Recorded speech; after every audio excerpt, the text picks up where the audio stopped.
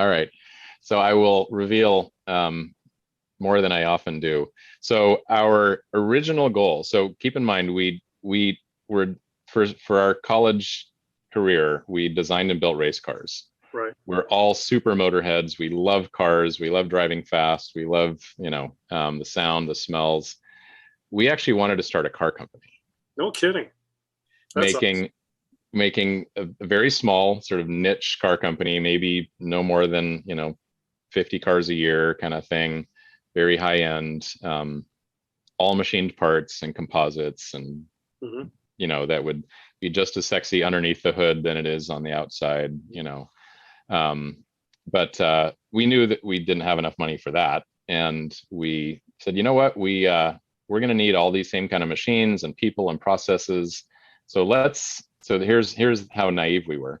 We said, let's start a machine shop, Hmm. and within no more than 2 or 3 years, we should have enough free time and free cash flow that we can invest in building prototypes, and then go find some investors and really make a go for it. And Naive on talk it. about naive. Yeah. So, many years in, still not a ton of free time. By the end of Friday afternoon, we're just so beat that all we want to do is, or we're still working on Saturdays to get jobs out. Sure. Anyway, so maybe someday still we'll start a car company, but that wasn't in the cards with ProCNC. That's really interesting. Looking at, because a machine shop is so hands-on. I mean, I know a lot of owners of machine shops are very hands-on people.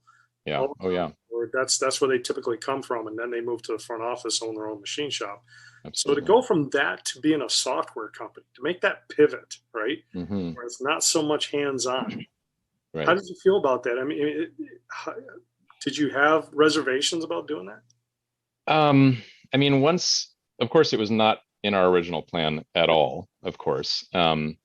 Once we saw the improvements that our relatively small handful of customers were making, we were just so excited about the opportunity to do this. And yeah, I mean, we knew we would miss the parts making business.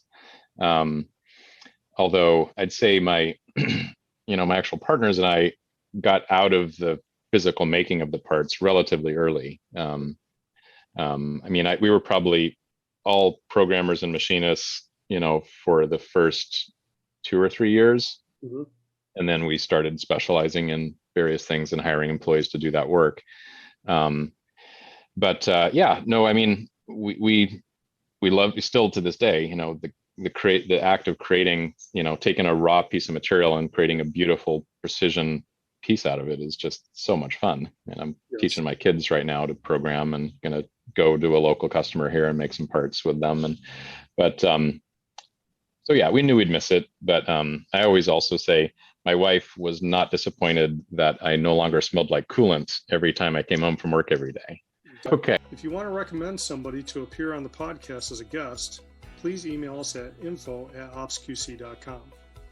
If you're interested in sponsoring a podcast, please reach out to us at the same email. We'd love to have your support.